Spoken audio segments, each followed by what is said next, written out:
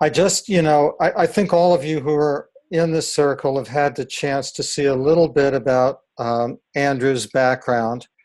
Uh, he has been an author, educator, editor, international speaker. He describes himself as a spiritual aspirant. He absolutely refused to let me post him as a spiritual teacher. We had an arm wrestling match about that, and he won. So the words that he uses to describe what he does is he says, I'm an aspiring disciple under the guidance of three great spiritual masters, Sant Kirpal Singh, Sant Darshan Singh, and Sant Rajinder Singh. He is in the Sant Mat tradition, which comes out of the Sikh tradition, and has been leading meditation groups and bringing people together to talk about meditation, spirituality, and this tradition for many, many years. So thank you, Andrew, for being with us. Before we get into asking you to read the passage that you're sharing with us, anything else that you'd like to add about yourself at this point? Nothing comes to mind except to, I would say, ditto what many people have already said about their own aspirations regarding religion and so on and so forth. So I would say I'm part of that school of thought that is outside of school of thought. Got it.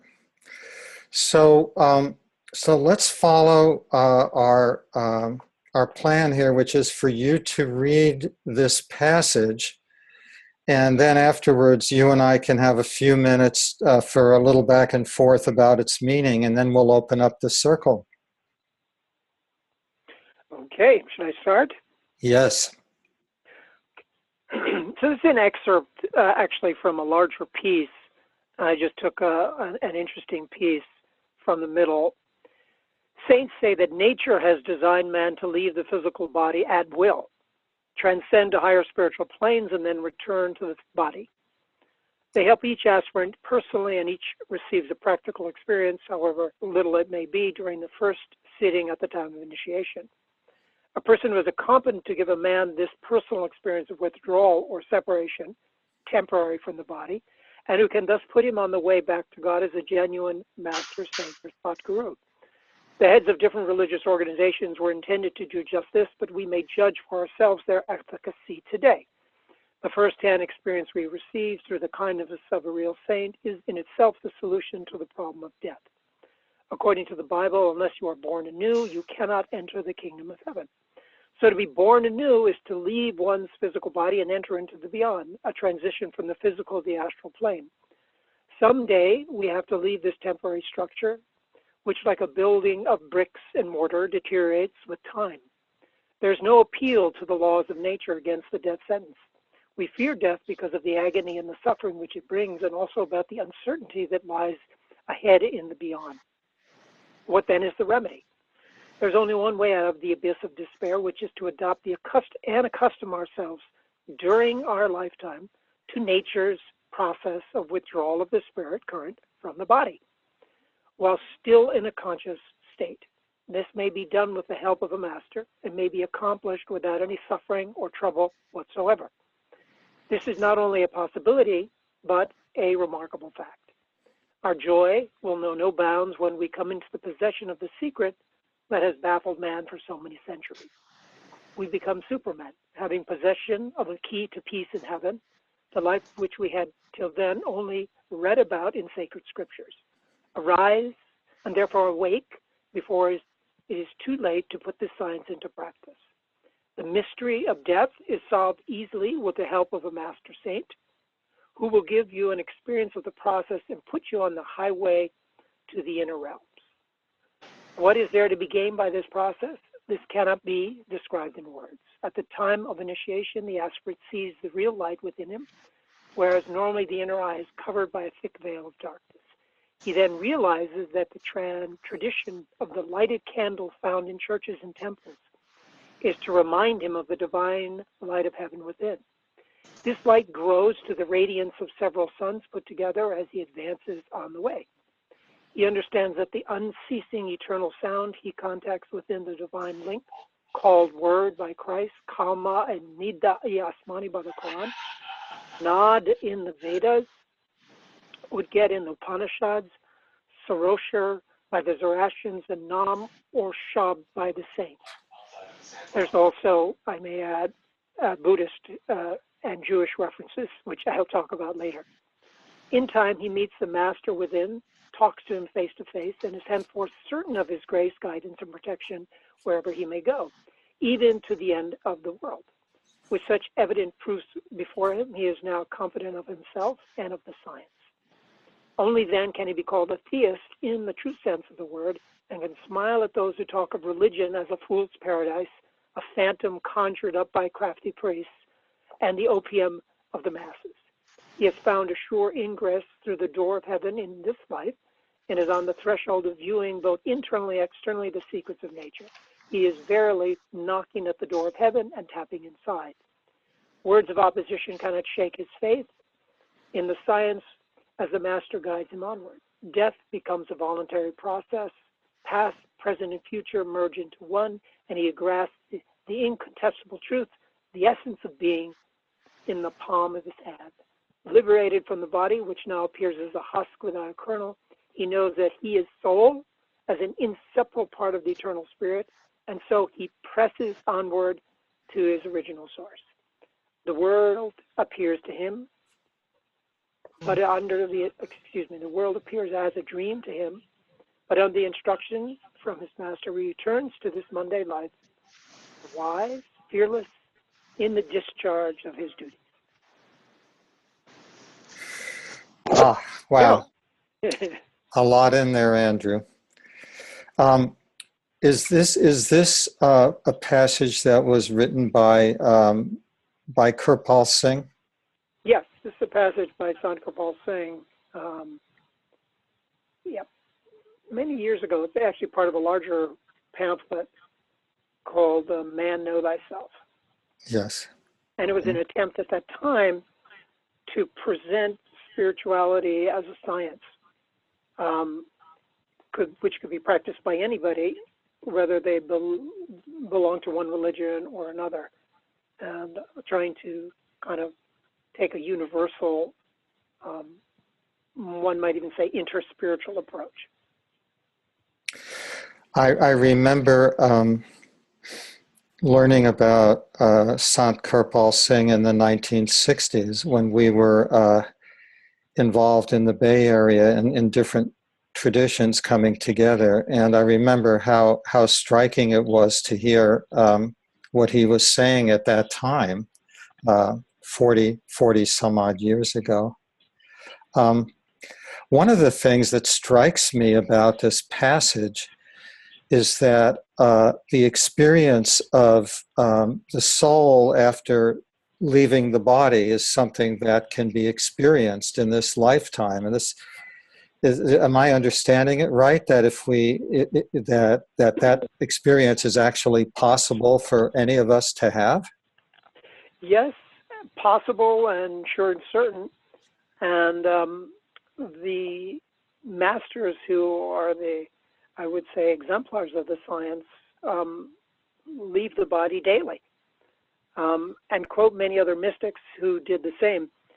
I think the easiest way for us to understand this is when we start looking at what we call OBEs, NDEs, pre-birth and after-death experiences for people who are on this physical plane that they've had. And when we look at those experiences, we realize that these are the same experiences that the mystics, the sages, and the saints are having from all traditions.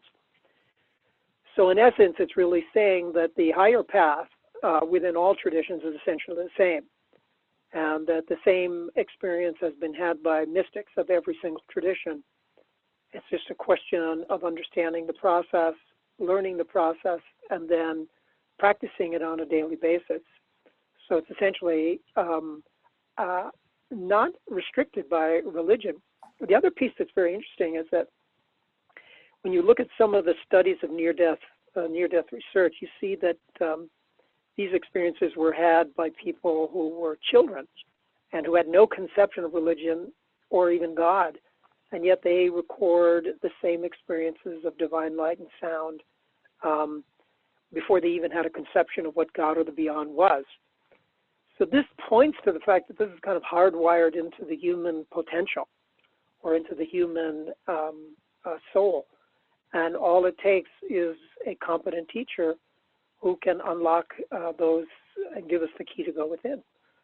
So yes, I think you hit it right on the head. Well, that's what you're saying. You know, I'm feeling like just my sense at this point with this group and with you, Andrew, is that maybe I'd like to shorten a little bit the time for our dialogue and lengthen the time that people have to speak and maybe share questions and interact. I want to point out a little technical feature to everybody. Some of you know this. If you take your cursor and take it to the bottom of the window, you'll see there's a little icon that says chat. And I want to encourage you to use that channel as well. If you have a question that you'd like to ask Andrew, here I'm going to send something to everyone.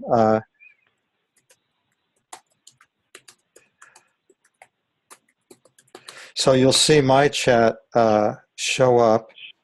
And you can do the same. So I want to encourage some interactivity. There's just one more question, actually, Andrew, that I want to ask you.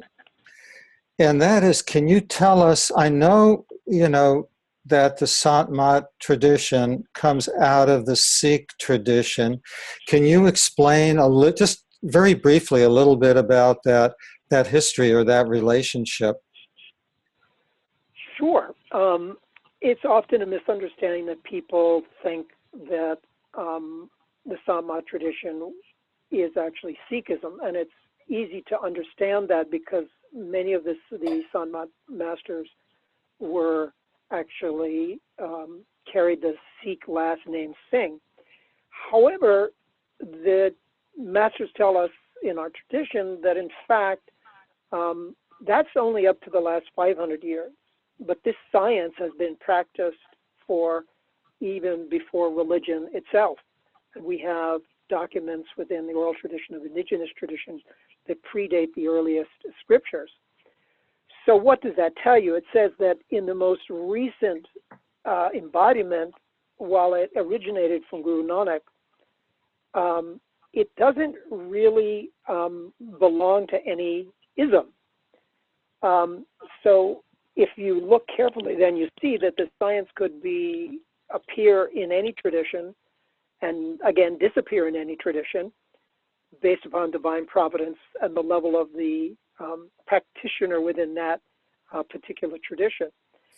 So the term Sant actually just means saint, and master means, or Mat means those who are the realized teachings of a true spiritual master.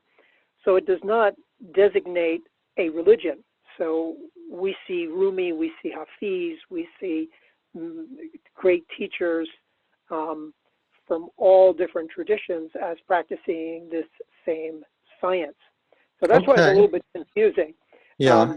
And sometimes, you know, Kabir, Nanak, and even before that, and of course we see the same science being practiced in the early Jewish tradition as well as in the Christian tradition, known by different names, but still the same. So yeah, that's why it's a little bit confusing.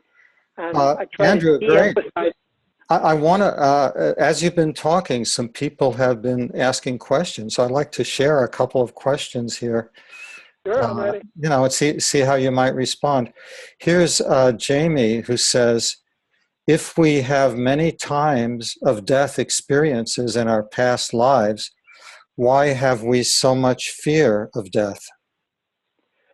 Well, the difference in the past is that we have gone through the process of death, but not consciously. And so we have not mastered the death process. So as soon as we master the death process in this lifetime and it becomes a conscious, then the fear of death completely disappears in this lifetime. And that's so there's a difference between experiencing death and mastering consciousness. Mastering conscious death, yeah. Very big difference. I'm thinking about the analogy is, you know, that how come we're not all wise when we get old? We should sage, but we mostly age. So here's a question from Nipun. Nipun says, Andrew spoke about a teacher igniting this inner transformation. Had me wondering whether it can happen without a teacher as well.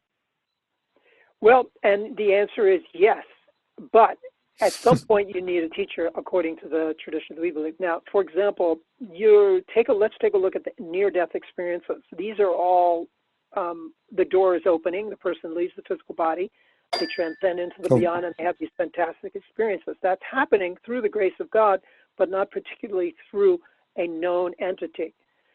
But we take it a little step further. We say that all of those experiences, and that every soul in creation, every sentient being in creation is being guided by the higher power. That there's no soul that is true that is not being guided. Every soul is going through what it needs to go through. So if someone has an out-of-body experience, I'm not talking about near death here, no, out-of-body. You could be walking down the street and all of a sudden you start thinking about something and the whole world turns into light and you literally ascend. And these are examples like this in all kinds of literature.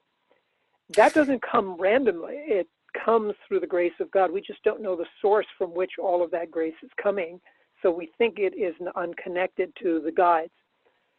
So these spiritual guides are there actually guiding us whether we're aware of it or not. It's only at one point or another they become visible within.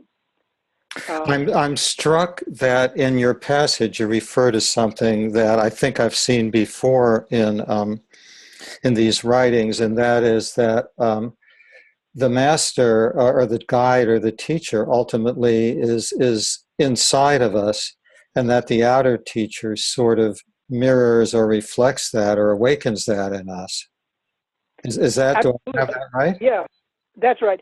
So another way of looking at it is that, as my teacher said, there's only one guru, and I'm using guru not in a pejorative sense here, but in its highest meaning the one who gives the light or one who dispels the darkness, and that's God. So, and wherever that power is currently working, and since that power cannot be controlled by humans, it works wherever it wants, whenever it wants, and wherever and to whoever it wants to direct itself.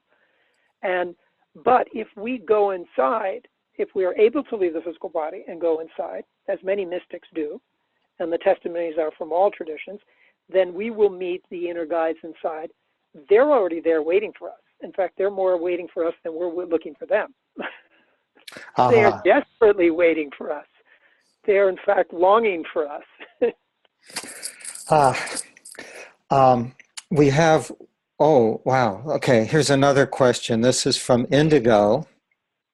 And she says, is the objective of this practice that we transcend the fear of death? Or is this a side effect, but there's another primary intent? And she also asks, is this the same experience as Japanese Buddhism refers to Satori? Well, let me answer. The first question is, the fear of death vanishes as a side effect. But the goal is union with that divine source. Call it by any name you like. And so once you leave the body, you're just actually beginning the journey. Not just the beginning of the journey.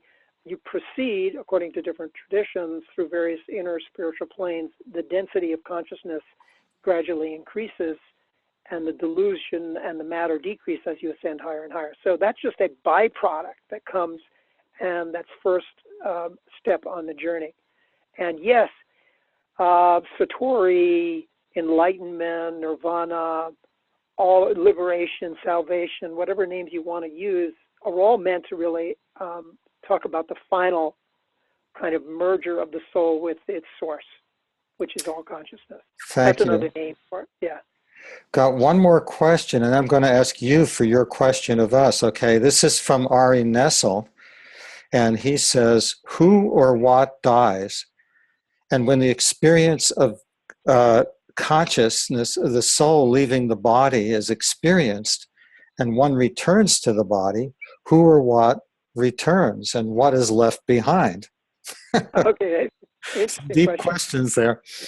I love it. I love it. Well, okay, so the first thing is that most of our questions about actually what dies and what doesn't die and all that are solved pretty much automatically when we have the experience. So the experience itself kind of dictates. Some of this can be described, some of it has to be just experienced. It's like you have to open up the experience to actually know what the taste of honey is. You can talk about honey, you can describe it, you can dissect it, but you actually have to taste it eventually to know it. But the short answer is the physical body is made of material, and it is of various compounds, and it must dissolve. So it will dissolve at some point in our life. Spirit is not a compound. It's not made of many different elements.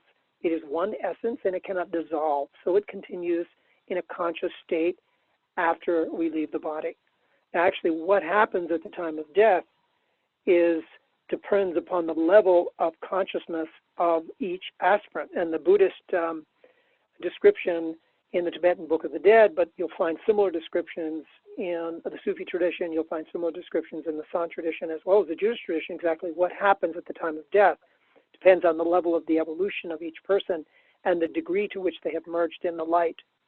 So the light is eternal, and the light is deathless because it arises from the place of all consciousness. So I hope that gives some idea. So the body definitely is, material, and it's going to dissolve. But the spirit, soul, consciousness is essence, and it is deathless. Now, if he's coming from a Buddhist background, which it sounds like he may be, then you have to talk about the self in a different way here.